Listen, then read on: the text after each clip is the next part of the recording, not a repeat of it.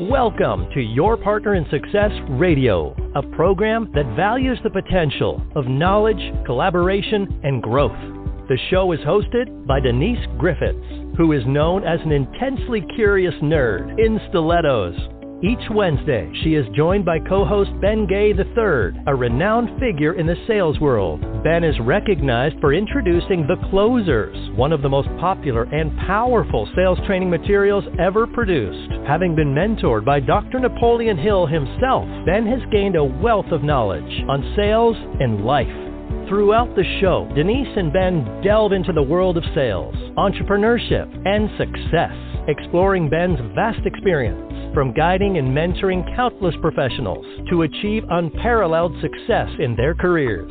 Together, they offer unmatched guidance to listeners seeking success in their professional endeavors. Welcome to today's episode, and today we are delving into a topic, that has the potential to transform your life and unlock your full potential.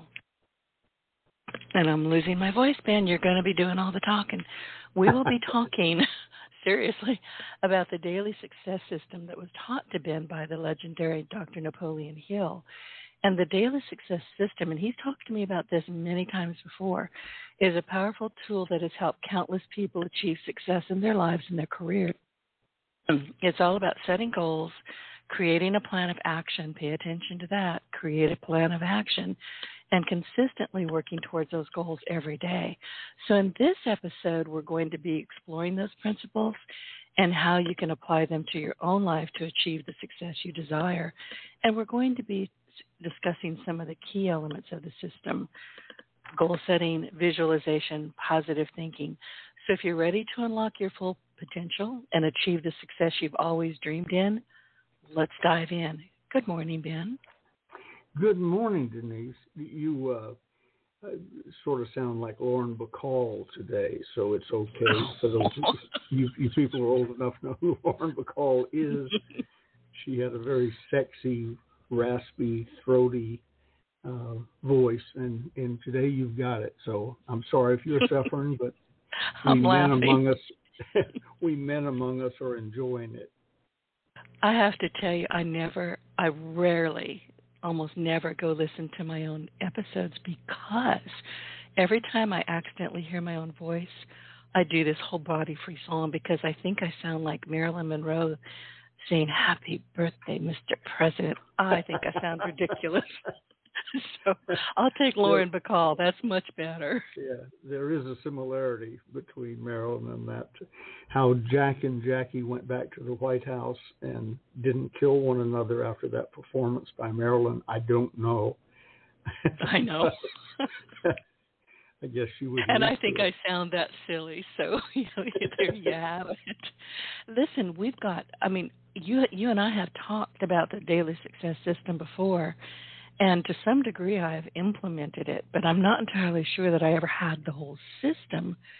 So I'm scribbling, I'm writing down notes, and I'm going to be doing what I'm told, which, as you know, is very, very rare. Yeah, I haven't experienced that, but I'm sure that from time to time you do what you're told. Oh, I don't. I fight with my nav system. She is not the boss of me. Well, I'm ready when you are. Tell me how you'd like to approach this. Just start talking. If you can just go off the top of your head and tell us why we need to use this powerful tool and how it, where you learned it. Dr. Napoleon Hill taught it to you. Let's start there, because your stories about him are, to my mind, just absolutely fascinating. Well, super. He'd be pleased that we're talking about him 52, 53 years later after he passed, because he told me many times he sincerely believed that he and his work would soon be forgotten, which I find amusing as I see all the Napoleon Hill stuff. Bob Proctor, who never met him, built a career around him. Another friend of mine is doing a 15-week series on the teachings of Dr. Napoleon Hill. He was born after Dr. Hill died. So I guess if you get a copy of the book, you're off and running. But Dr. Hill really didn't believe that 50-plus years later he would be in some ways, I think, more popular and better known than he was in life. So this is sort of his third career when Think and Grow. The Law of Success came out, but it was overpriced, especially for its time, right as the Depression broke, and too thick. He said anybody that told him they read The Law of Success would lie about other things. And he had a full understanding of that. And I, as his last protege, will tell you I've never read it all. I've thumbed through it. I've read sections and so on. But Think and Grow Rich pretty much wrapped it up. He made as he and I discussed in different words, he made the same mistake Earl Nightingale made in 1937, 38, whenever it was. Wrote Think and Grow Rich, and then spent the rest of his life trying to top it, and was never able to. Earl Nightingale in 1956, another friend of mine who worked with us, wrote and recorded The Strangest Secret, and spent the rest of his career trying to top it, and he never could.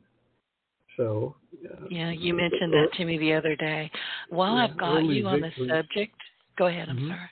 I was going to say early victories are good, but sometimes they're a curse. Yeah, and I've seen that happen. While I've got you on the subject of Earl Nightingale, tell the story that you shared with me not so long ago when because you and I were talking about how he was able to just do a one and done. If you wanted him to record something, you had him for one time and that was it. But this one episode didn't quite work out that way. When you told me that story, I think I shared this with you at the time. I snorted cold tea across my desk, hit the cat in the face, and had to clean off my keyboard. Earl was a very sophisticated gentleman, and he was fun, but he took himself seriously, as probably he should have. And so there are little background stories. He was on radio. He was the voice of Sky King, a very popular radio show and later television show on television. Sky King was played by somebody else. And that funny story about Earl, which is sort of a setup to the story you asked about, his partner came in and said, they want you to go out dressed as a cowboy. You go out to the airport, and then they'll taxi you in like you just landed, and the adoring crowd will cheer you on. And Earl says, I'm not dressing as a cowboy and going anywhere. And so Lloyd Conant explained to him that they needed the business, that they couldn't afford to have him not be Sky King. And so he was going to get dressed as a cowboy and go out to the airport. So he did. And it was a low-wing plane, single engine as best I recall, but low wing where you step out on the wing when you get out. And the adoring crowd was there as he pulled up with his cowboy hat on and his little sort of Roy Rogers outfit on, not a working cowboy, but a go-to-town cowboy. And he opened the door, climbed out on the wing, waved to the little kiddies, and started forward. Well, Earl was from Chicago. He really wasn't a cowboy deep down inside. So he didn't know the significance of don't hook your spurs together in the back. But he did. And he promptly fell off the wing in a heap onto the tarmac, onto the runway. And the adoring crowd ran forward to make sure he wasn't dead. But he not only wasn't dead, he had tar on him and gravel on him and so on. He said it was, he told Lloyd, the next time they call with getting the cowboy outfit, the answer is no, don't even come ask me about it. So he stuck with that. Fast forward, late 60s, I'm guessing, 66, 67. He was not only the voice of my companies, Holiday Magic Cosmetics and Stay Power. We made him the voice of every company and just altered the script a little bit. He was also the voice of Beltone hearing aids. And they were a big outfit, still are, I guess.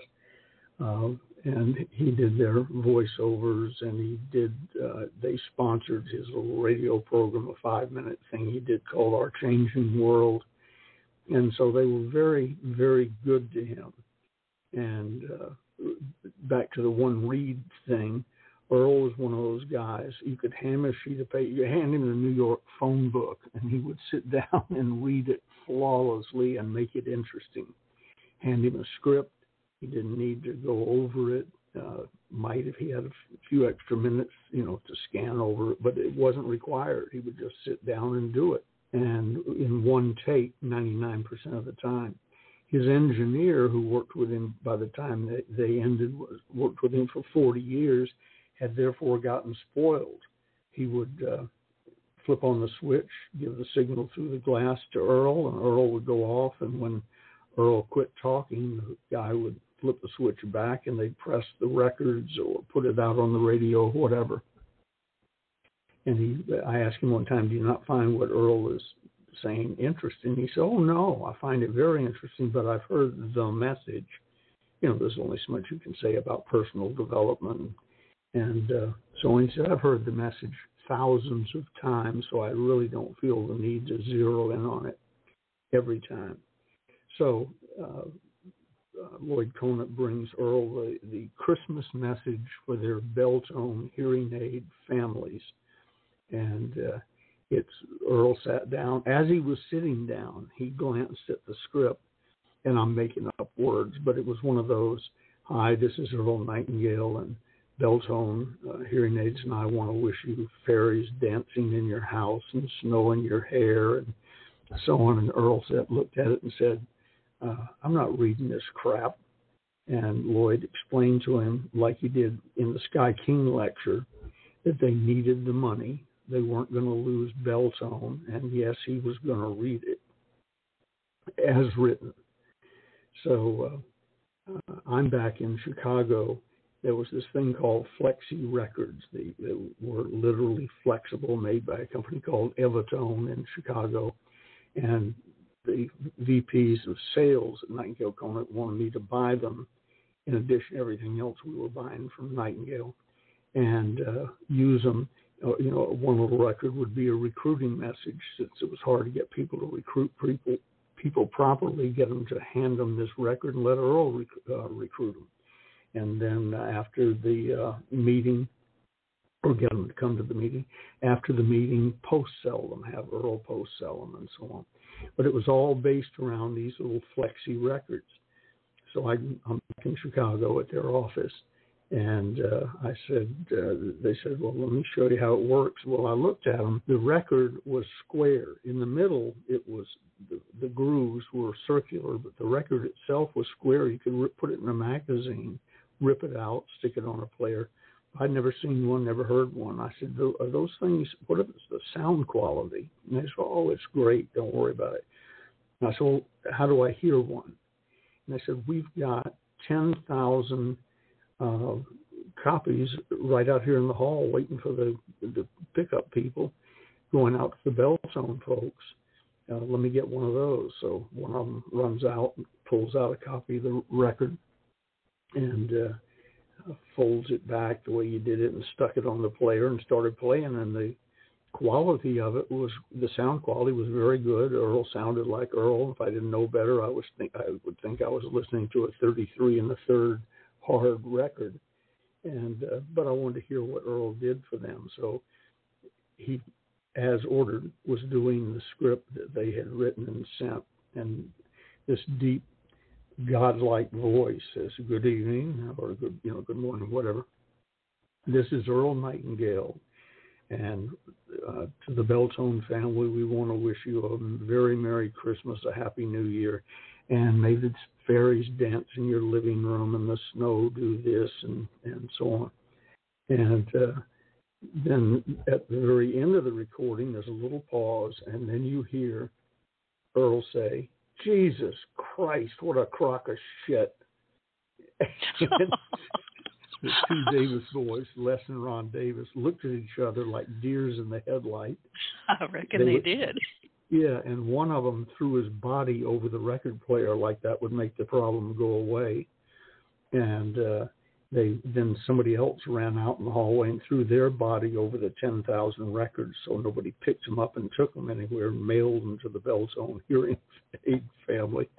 And the problem was solved. Well, that night or the next night at dinner, we're all out. Earl's and his wife are there, and he's telling the story about what almost happened. I'm telling the story about what did happen, and so on. And Earl said, "Thank God to Ron and Les, they got all the records." And there was this pause, and I said, "All but one." And he said, "What?" And I said, "Well, the one they were playing me. I put it in my briefcase, and it's mine." And he said, "Ben, I'm begging you. I'm begging you."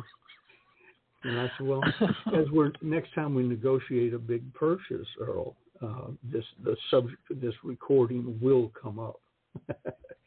And I think I told you the other day, somewhere in the office or the warehouse or the storage areas, somewhere, it's in a white cardboard cover, is Earl Nightingale's Christmas Message to Beltone Hearing Aids, the only record that survived the experience. And he went to his grave. Every time I talked to him several times after he retired to Arizona. I said, "Oh, remember, that's your eulogy. When you croak, I may bring the record and play it." And he said, "When I'm gone, I don't care." He doesn't care. Who knew you were going to grow up to be a blackmailer? I'm so proud of you. Yeah, thank you very much. Yeah. I never really cashed in on it, but I always enjoyed knowing I could.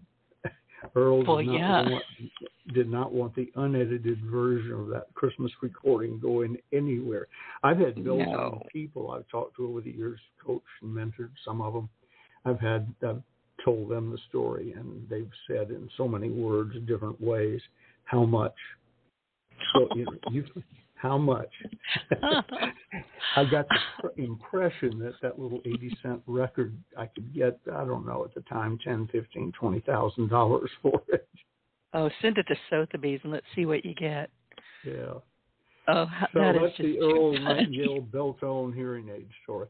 And Earl and Dr. Hill were, by coincidence, at the office in San Rafael, California, probably 2 or 3 times at the same time, and they were both house guests whenever they were out.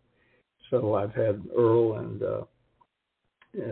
Dr. Hill together for long weekends. I don't know, 3 or 4 times. And people say, "What was it like?" They're all thinking of, monk-like people sitting around in bathrobes saying profound things to one another. And I said, there are 2 things that I could take away from that. One, neither one of them could shoot pool. I mean, they were the worst 2 players on the planet. I was sort of playing customer golf, customer pool, where you let people win. If I had played until one of them beat me, we'd still be playing. They wouldn't have been allowed to die. We'd still be shooting pool in my house in San Rafael. They were just horrible. And the other little thing that I rarely talk about, but they're both gone, Earl didn't I don't know about Dr. Hill. He didn't say anything, but Earl didn't like Dr. Hill. He didn't really respect him. You're kidding. Yeah. There was something between them. I don't know what the problem was. They were always very courteous to each other. They were both gentlemen, but off the record and off to the side, at least Earl didn't like Dr. Hill. Maybe they didn't like each other. I don't know. It might have been rivalry. They're each suppliers to our company, and they each have my attention, and I'm the young kids. Maybe it's like 2 fathers, fighting over the kid. I really don't know. But that was a little, not being able to shoot pool, which is always a good way to, kill time and so on. I had a big game room with a professional pool table and so on. In the dullest of times, that was a social break that was wonderful, but it didn't work with those 2. It was like they were shooting with broomsticks. That's how I play pool. In fact, I get so cranky about it that I'll just pick up the ball, put it in the little net thing, and leave. I don't enjoy it at all. Okay, I'm done. Anybody want some gumbo? It would have cut a lot of time off my schedule if one of them had done that. I didn't think of it, but yeah. You either like it or you don't. I haven't played pool in years, but I enjoy it. It's sort of fun. So anyway, that's that on the Earl Nightingale. I hope I haven't run off our audience by quoting him directly. Usually if I tell that story, I proceed in advance. I say, if you're easily offended, you may not want to listen to the rest of this before I say exactly what Earl said. My audience is not easily offended, trust me. They're smart, bright, articulate people, aren't you guys, all of y'all? So let's go. I love that story, and I didn't even know about the first one, so thank you. So let's talk about the daily success system, because honestly, I'm kind of embarrassed to admit this. I already did, so I might as well, recap on it. I've got part of it in play, but I don't have the whole thing. And at this point, I am so stinking busy and even though I don't sleep a whole lot, I'm now catching myself, where can I sleep? Just shave off 30 minutes. Do I need that extra 30 minutes? Well, yeah, when I fall down and sleep on the couch for no good reason, I must need some more sleep. Or on your desk. Put your head down on your desk. Yeah. I've done that. Or sit back in my chair. I've done that too. And I'm not one for napping, but the other day, I was telling this to David Brown this morning, I caught myself, went to the couch. I thought, I'll just, read a little bit, or I'll go do some research with my iPad. And I have big iPads. I have the big Pros. And somehow, instead of sitting, I wound up, laying on the couch with my head on the the armrest. And I only woke up because my iPad, it hit me in the nose. I'm surprised I didn't wake up with a bruised face. I didn't even know I'd gone to sleep. So when that happens to me, I've just got too much on my plate. So I need your help. Well, I'll be happy to share with you what he shared with me. I made a couple of notes, but not a script, random thoughts of how it came together, because it wasn't all one day. So I'll give it to you in pieces, but sort of the way the story goes. Dr. Hill was hired to be my personal mentor. I was his last mentee, one of his few, because he didn't like doing that type of work. But the owner of the company, the first year, paid him enough where he would act like he did like me. I paid him the second year. That's $50,000, wasn't it? Yeah, $50,000 in $1967. So that's about $500,000. So for $500,000, you can probably pretend to like anybody, and that was how Dr. Hill and I came together. William Penpatrick, the owner of Holiday Magic, hired him, having made me president of the company when I was 25. I think he probably rethought it and said, maybe he needs a little adult supervision. So we hired Dr. Hill to be my mentor, coach, whatever we called it in those days, and made a pledge. Dr. Hill won't come to me with any of your concerns or worries or weaknesses and so on. What you do with him is just between the two of you.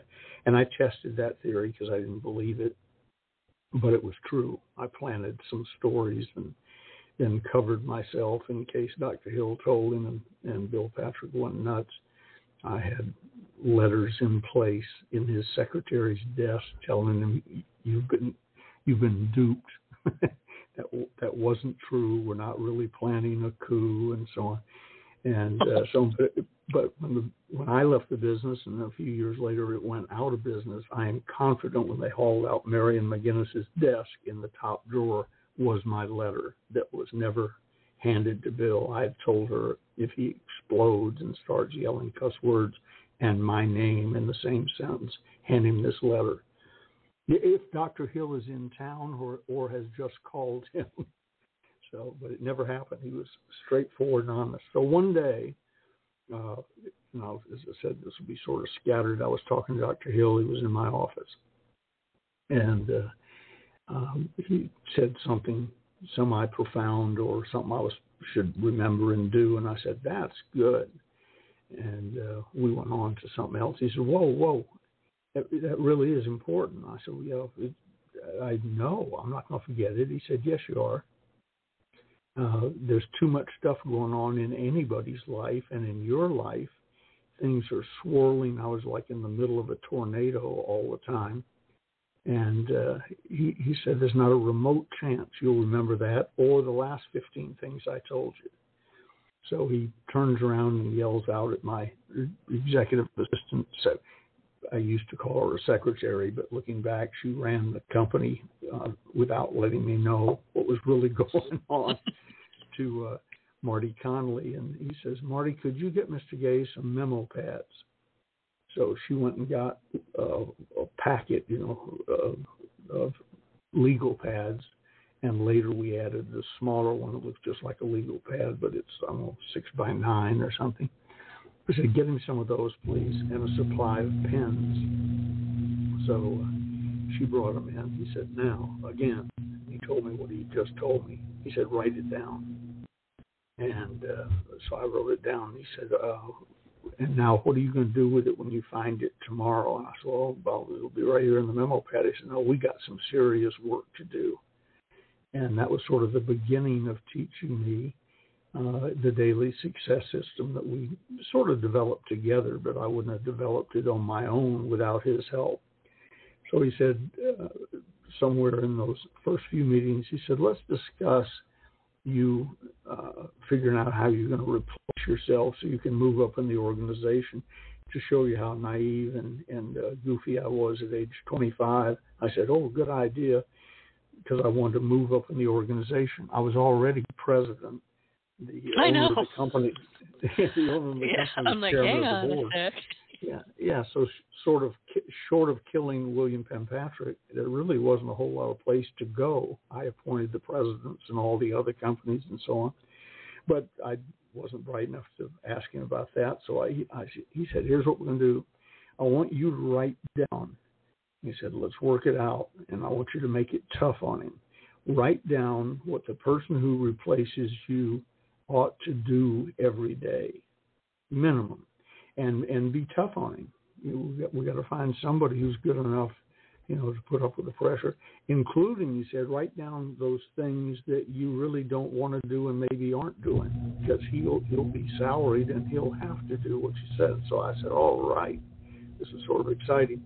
And we spent several hours writing things on the list, scratching things out, rewording them, and so on, so that this poor guy, when he came in, would sit down and know what he's supposed to do that day, plus the variables, of course. And when we finally agreed, we have the document. He called Marty, and he said, could you type this up in larger caps or all caps or whatever? So she did. She comes back in. He takes the list and he writes on the top of it, Ben Gay's Daily Success System. Spun it around and said, now that's what you do when you come in tomorrow. And I thought, I have been suckered. These are the things I have to do, not the idiot who's going to take my place. So that was how the rough part of the success system worked out. And then to color it in a little bit, one day he said to me, I know exactly where I was standing, by Marty's desk. And he came in from the back somewhere, and he said, busy as you are, and he'd been up at the house. He knew my wife. She's since passed away, but he knew my wife, and he knew my son, and many of our friends. And he said, busy as you are, and you're on the road and doing this and doing that, how do you fit in family time? And he was very sensitive to that, because Dr. Hill had never had, if there's anybody still alive in his family, I apologize to them, but he'd never had a happy family relationship with anybody. He was divorced 2 or 3 times and annulled marriage and so on, and had problems with the kids. And so he was fascinated with family life. And when he was at our home, I'd catch him just staring at us. He'd stare, Marcia was her name, and then stare back at me and so on. I said, well, so the question was, how do you handle your family life? And I said, well, I think I do a pretty good job. I fit family into all the nooks and crannies. Him just noticing how busy I was. And I said, and he said, well, we found the problem. I said, what's the problem? I didn't know there was a problem. He said, you're fitting family into the nooks and crannies. I want you to start fitting business into the nooks and crannies. Family comes first. Yes. And I'm sort of thinking, yeah, well, that's easy for you to say. You're not running this insane asylum. By that time, we were in 20 countries and 5 major companies, all using the same marketing plan and so on, but still 5 different companies in 20 countries in several languages. And now I'm going to just fit that in between family time. But he went on to explain it further. On the memo pad, by the way, he told me with the little pads, the 6x9s, I'm going to call them, to put one in every room that I frequented with a pen clipped to it, every room. He said, now when you have an idea and so on, write it down. If it's a reminder or a fresh idea, write it down. And then in the morning, you go around to all the places you've been and peel off the top page or 2 or whatever.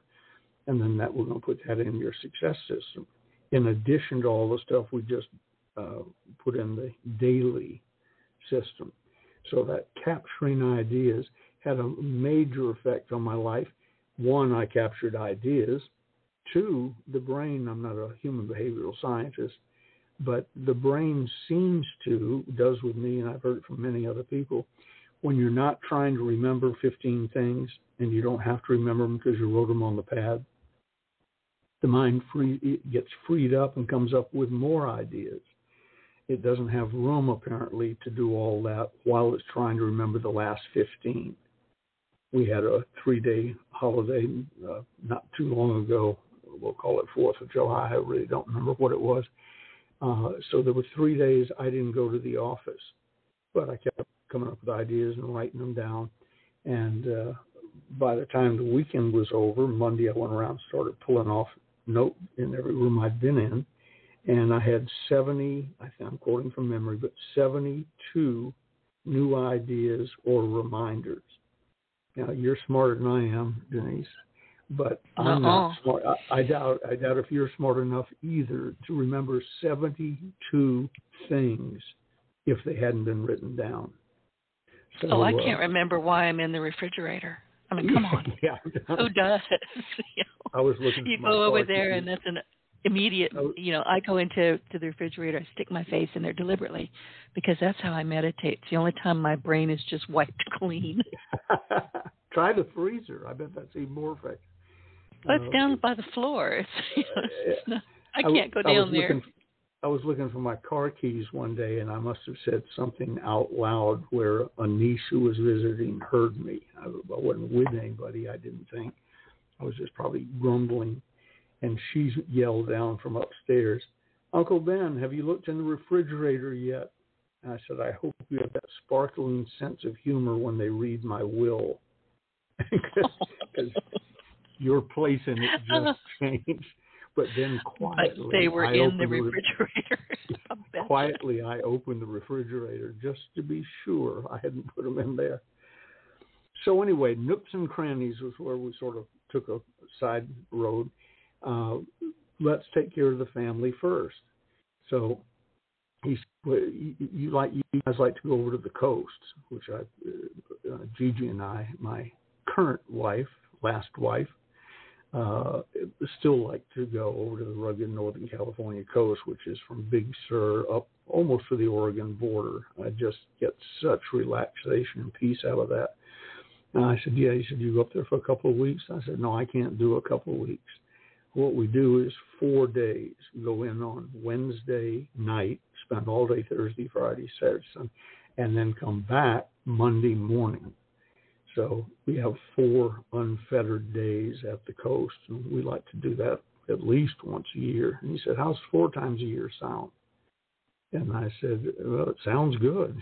And he said, well, get out your calendar, which he'd made me get before, just before that. My calendar, I can actually give you the type in case one of our listeners wants to get it. It's a standard daily diaries, at a glance. Standard diary, daily reminder, code number 389. And if their phone number jumps out at me, I will give it to you. Well, where you can go is ataglance.com/reorder. I guess they'll let you order for the first time there too. But the trick is, the one he gave me, which probably wasn't this one, it's like a hymnal, about the size of a hymnal. When you open it up, you have on the left one full day blank with just lines, none of the little bitty squares that restrict you. A full page with, I'm guessing, 35, 40 lines on it for writing in what you can do that day. And on the opposite page, of course, is the next day. And he said, so what we're going to start doing is this diary is going to become your most valuable thing. You will not ever want to take it out of your office or whatever. You need to get something out of it for the weekend, make a photocopy. Don't just get out of your hands, because when you're working it properly, it'll become your life. So back to the long weekends. He said, now, get Marsha on the phone if you want, but let's block out 4 of those long weekends right now. And I said, well, sort of when they come up. He said, no, they don't come up often enough. So we're not going to do it when they come up. We're going to do it now. 4 plus travel, 4 days at the coast, 4 times a year. And I don't know what month we were in, but we did one for like 2 weeks out, and then we did another one 3 months out, and so on. And we blocked out those. He said, now those days are sacrosanct. You don't do anything else on those days. You don't schedule a meeting. You don't have people come up to the coast and meet with you. This is for you, your wife, and your son, and relaxation. And so block it out and X out the rest of that page after you've made the note pages. So I did that. And he said, good. He said, now, how often do you go out to dinner? And I said, well, frequently, entertaining other people, people always in town. He said, no, how often do you and your wife go out to dinner? And I said, well, I really don't know. He said, well, you sort of got to know. What night would be best, do you think? He said, all these things can be altered as time goes on, moved around, whatever. But what night would probably be best? I said, well, Friday night would be the logical one. He said, write down Friday night. And I was having to highlight everything. Because when I look at my calendar and I see something highlighted, it means an hourly thing and nothing interferes with it. For instance, today at 10 a.m., highlighted in yellow, Denise show. And therefore, nothing else, obviously, would go in there. And then a further note about roughly what we were going to discuss based on the last time we talked. So I don't have to remember. I'm always hearing people say, I plan my day tomorrow the night before. And I think, how can you do that? The example I just gave you, I planned 4-day weekends plus travel, 6 days of time, 4 times a year in advance. And I don't have to think about it. If Gigi says, when's the next time we're going to the coast? I said, I don't know. Look in the calendar. Because there it is, highlighted in yellow, nothing else written on the page at all, ever. We then blocked out Friday night dinner. Now, we might go out other times. We might go out with other people, all sorts of other things. But Friday night dinner was with her, and currently it's with Gigi, is sacrosanct. But we just don't do anything other than take that time together. And then he began showing me how to frame my day. We didn't have podcasting and Zoom and all that in those days, but we had similar things. People coming in for the sales meeting or what have you. So I blocked out based on, and again, these things may not have been what we did 50 years ago, but the concept is the same. I might have shoved something around or moved it back or expanded it by an hour. But the days I'm available for variables is Tuesday, Wednesday, and Thursday, with start times between 10 a.m. in the morning and 3 p.m. 3 p.m. start time means you might go on to 4 or 5 or whatever, but the start is no later than 3 p.m. it'd be like a barber. I was talking to my barber a few barbers ago and a few years ago, and I walk in, and he's asleep in his chair. His first appointment was at, let's say, 10 that morning, and I'm there at 1:30, and he didn't have anything in between. And I said, you should have told me that you were doing one at 10, and you'd be done by 11 and make me 11 o'clock. And he said, well, you said 1:30. I said 1:30 without any concern about your day. I thought you were smart enough to run your day. So here's what we're going to do. We're going to have days that you cut hair. He wasn't busy enough to be, 5 days a week. So let's fill up Monday first, and then Tuesday, and then Wednesday, and so on. And sometimes they just can't take the next slot. You might have to move it out an hour, but if they can do it any more than that, move them to another day. You control your day. So I control podcasts, for instance, and sales meetings that I monitor of other people and so on. They have to be Tuesday, Wednesday, and Thursday, start time 10 a.m. to 3 p.m. And other than that, it takes an act of God to get me to take anything outside of that because I'm busy with other stuff. The day's already filled in since the Daily Success System worked so well. I don't do them weekends because I don't work on weekends. I'm available for a phone call, but I don't work on weekends, period, Saturday, Sunday, or for Gigi and me. And Monday is always busy. You've got a weekend of backup traffic.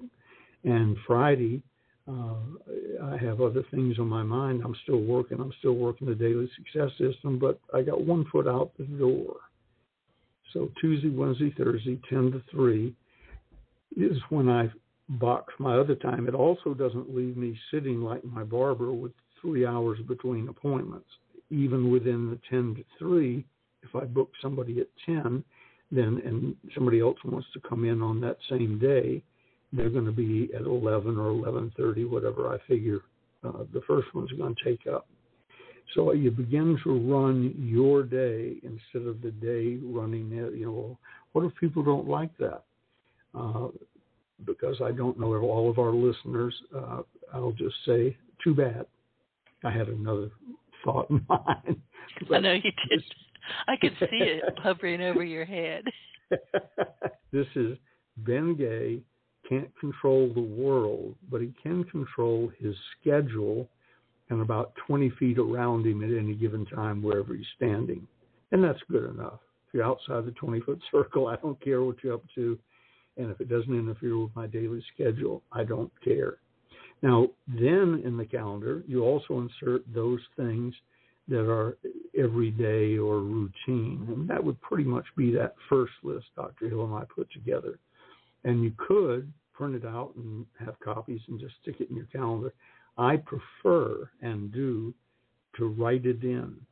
There's 4 things that I do every day without fail, usually early in the morning, but they're not time sensitive. I write them in my calendar by hand for Monday, Tuesday, Wednesday, Thursday, Friday, and then I put a little bracket that all of those items, if you were looking at my calendar, it would say -M/U next week. That's move up next week. Therefore, before I cross out Friday and all those things and the move up thing, I move it up to next week, Monday, Tuesday, Wednesday, Thursday, Friday. Now, some people say, why don't you just print it out and do that way? I find that if I think about it, those 4 things or 5 things or whatever change from time to time. I've crossed one out the other day. I've been moving up for months, maybe years, that I don't really do. I write it down, it comes up, and I go, I don't need to do that. And just the other day, I got up my gumption and crossed it out permanently. It's not going to be part of my move up thing. So looking at it fresh and being critical of it fresh all the time is very helpful for me. And then your time in there, other things like outgoing calls. I don't do cold calling anymore. I do, people say, how do you prospect? I say, I answer the phone, or look at email. I've been at this long enough. Yeah, I've been at this long enough where I don't have to go chasing people around, thank God. But there are things that I want to, the outgoing calls, I still put on the calendar question mark, meaning it's time for that. Do you want to do it or not? So when I come in, as I did today, to keep the show evergreen, I won't say what day it was, other than it was a Wednesday, because that's when I'm home with you. I don't have to wonder what's up. I just open the calendar to Wednesday, and there were today 1, 2, 3, 4, 5, 6, 7, 8, 9, 10, 11, 12 things to either do, be reminded of, or make sure that they happen. And the second one down on the list, and it's moved to the top every Wednesday because it's one of those things I now write in a month in advance, 4 Wednesdays in a row. So you've moved to the top slot. Oh, right. There it says 10 a.m., highlighted in yellow, Denise show, and then the subject we were probably going to discuss today.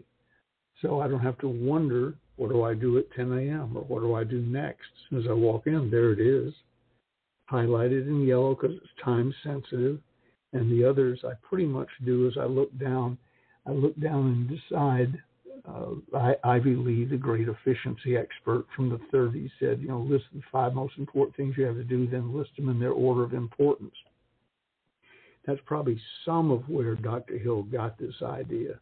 I don't number them in the order of their importance. That's sort of obvious. I'm a speed reader. If I look down, I see probably 6 lines at a time. I know which one it is. And it's what's next. And it's usually the one I want to do the least. I don't know why. Right. That is. Right. Yeah. I'm a speed reader as well. I can actually look at a page, once I've read a couple of pages and go, okay, I want to finish this book, because I have to know, is this interesting? And then by the time I get to the 3rd or 4th page, I'm able to basically just focus on the middle of the page and read pretty much everything around it. I don't go line to line, never have. Yep. Exactly right. I took Evelyn Wood's speed reading course years ago, and then another one by somebody else's name. And I haven't timed myself in years and probably have fallen off a bit. But back when I was really into it, partially because this is under, President Kennedy was known to be a speed reader, and I thought he was just wonderful. So Kennedy was speed reading, I was going to speed read. And I think he took the Evelyn Woods course. So I got up to 3,500 words a minute with over, I forget what it was, but over 90% comprehension. As I said, I can read. Off a bit. Yeah, I read all the time. I'll read the back of a cereal box, and I don't eat cereal. If it's printed and it's in front of me, I'll read it. But I've been known to read 4 or 5 books in a weekend, and people are going, "Oh, you're pulling my leg." I'm not. Yeah, if I devote that much time to it, so would I. And the other thing, and this goes back to Daily Success System, I'm sitting at my computer desk now. I have an executive desk where I sit when I'm an executive, but now I'm at my computer desk. Here and at the other desk, I'm guessing, I'm not going to take time to count them, I'm guessing there are 40 books that I could reach out and touch without going anywhere. I don't have to stand up, don't have to lean over very far. At the other desk, there's probably another 40 books. Then I have reading stacks. A new book goes on the bottom unless it's really compelling, and I read off the top.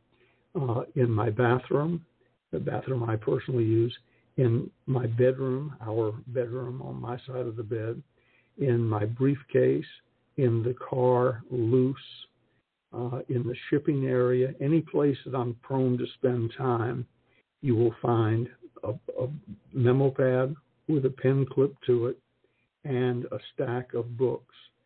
So because I don't have time to read, I could follow the average person around with a stopwatch and so on and find 25 or 30 minutes every day that they could be reading.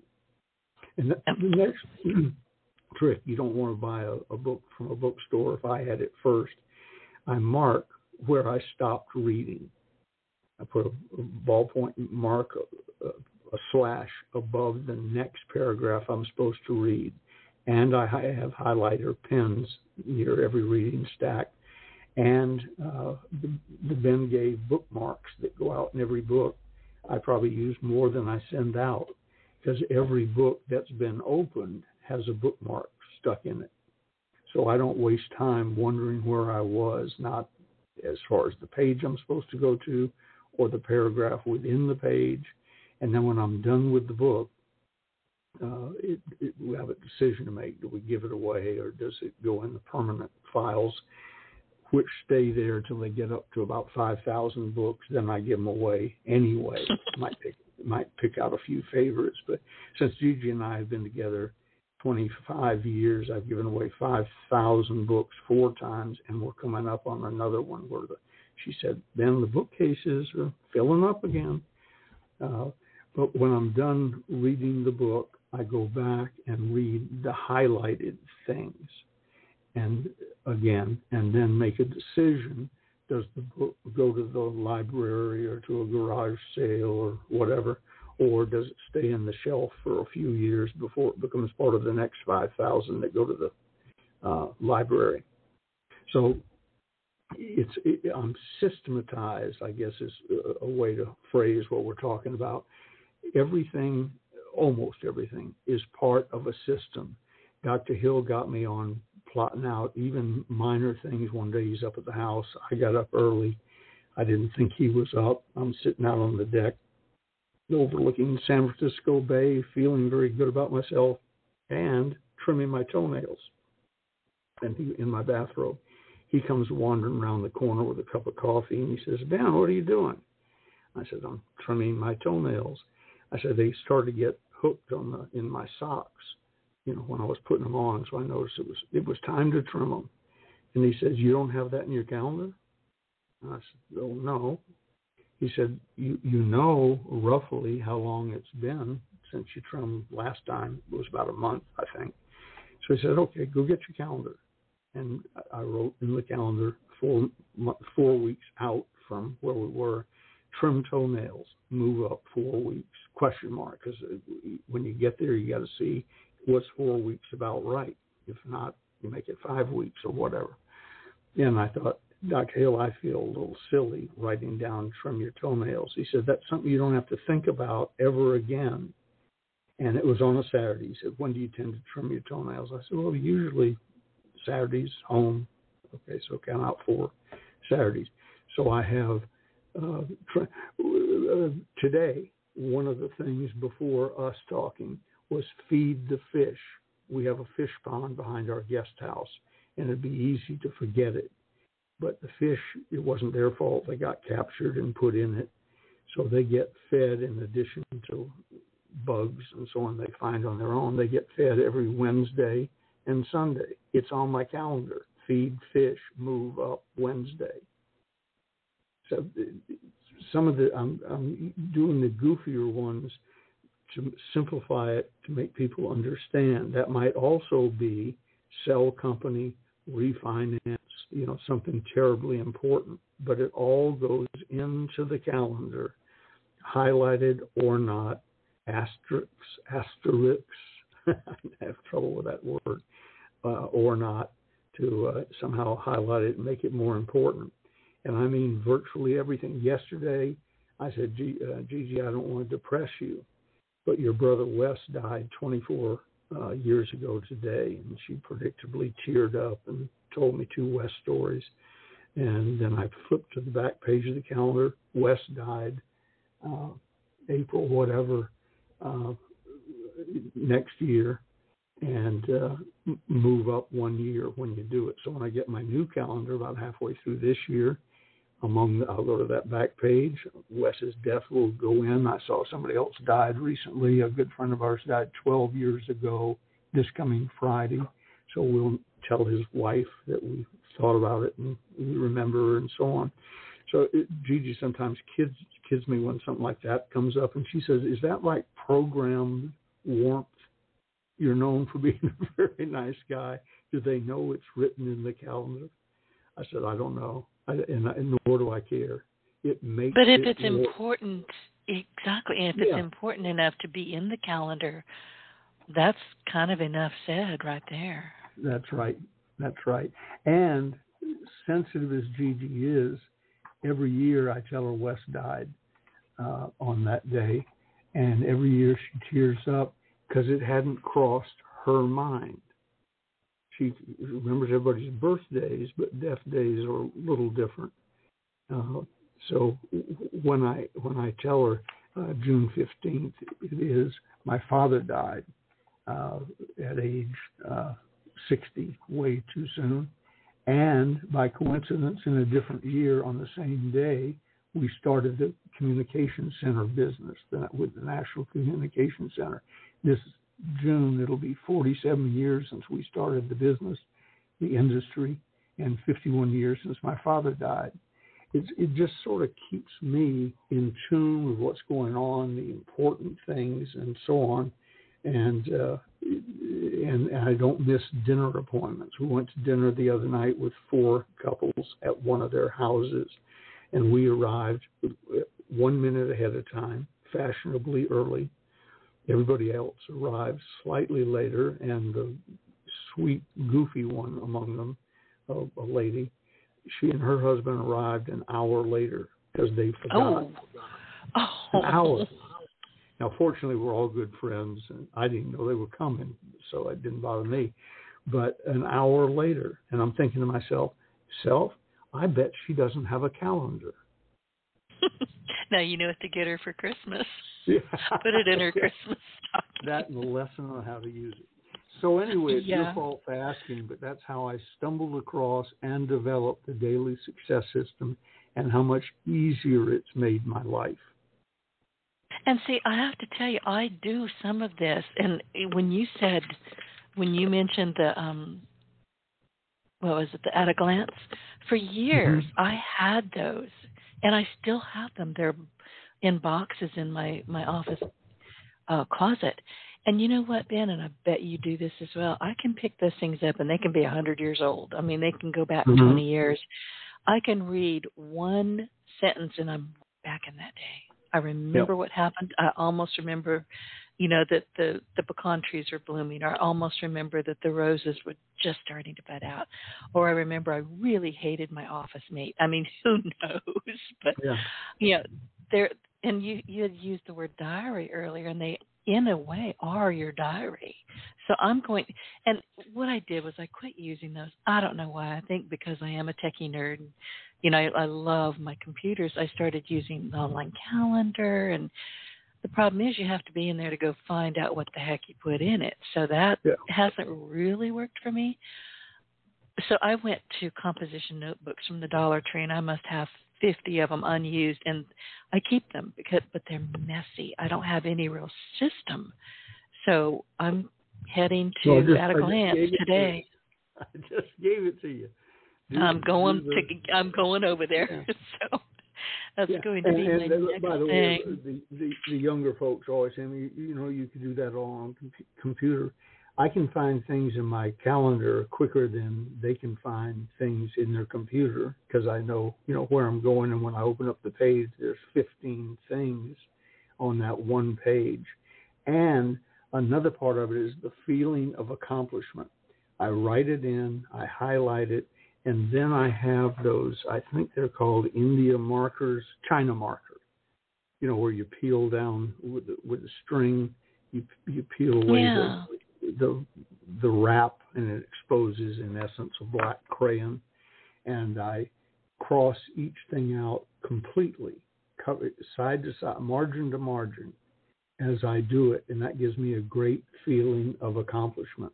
When you and I hang up, all of the important life will end if I don't do it things will have been done. I've still got 6 or 7 things on the list.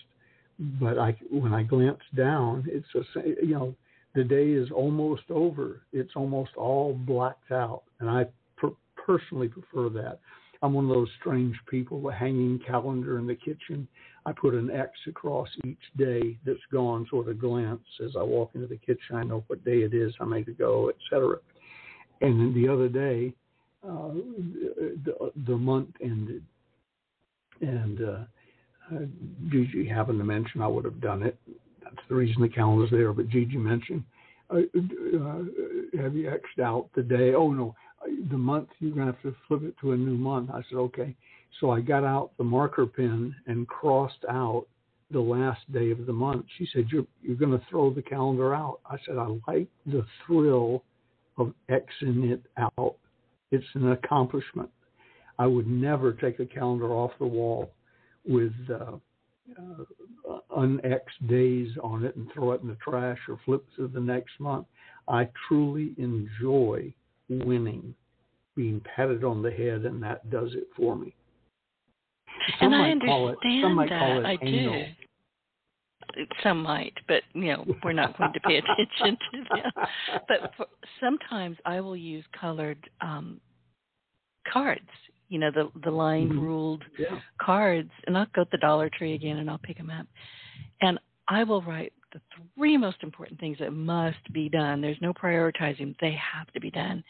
And at the end of the day, I'm like you. I will scribble through it. I may have made notes on it, but when I'm done and I can X it out, I turn on the shredder, and I throw those poor little cards into the shredder because it's very cathartic. It's done. Yep. I totally agree with you, and if you get yourself back on it, sounds like you've been on it, but get yourself back on it. It just relieves so much stress. I got sloppy. There's no question. I mean, you ought to see these notebooks. I have one that is kind of sort of scribbled all the way through. I have another one where I started making notes. I don't even want to look at the ones that are in the container next to me. Because after a while I'm sloppy, I'm scribbling, I'm in a hurry, and my system went straight down the drain. So I'm going to do exactly what you and Dr. Napoleon Hill say to do, and I am heading over. Listen, the next time we talk, next Wednesday, I have a bunch of questions that started trickling in, and we spoke about it a little bit in the virtual green room. Yeah, questions from other people about sales and, how do they track and measure their success? What advice do you have? So if we can, let's tackle some of those questions and maybe get some people to say, hey, I've got questions too. And if you do, send them to us. I mean, you can find us all over the web, find us on Facebook or LinkedIn, and just send us those questions, and I will get Ben to answer them. Super. I look forward to that. I love Q&A, and so I have noted on my calendar while you were saying it that next Wednesday at 10 a.m., and we're going to be discussing questions. Yeah, sales questions. People have them. Ben, thank you so much. I always love chatting with you. You know that. And speaking of, the markers and the crayons, the last thing we said in our last episode was I think you have a grease pencil or something like that, and I scribble on the bathroom walls with Crayolas, with bathroom crayons, because that's when my brain, your brain is not busy. You're just thinking, oh, this water feels so good. And then all of a sudden I get God winks and I get these terrific ideas. If I tried to get out of there and run across to, my office naked, screaming the whole way, I'd probably break a hip. So now I just scribble. I scribble on the bathroom wall. It works. Well, there's a pad with a pen clip to it right outside the shower stall, and one on the windowsill next to the toilet. And I have a Formica board, which Gigi hates, on a small chain hanging over the shower head that has a grease pencil attached to it. That's what I was thinking of. Yeah, when you mentioned you write on the walls the other day, Gigi said, as much as I hate that Formica board, let's do that instead of writing on the walls. So, but here's the good news. She wouldn't go with the writing on the walls, but she therefore approved the Formica board she's been whining about for 25 years. So I win.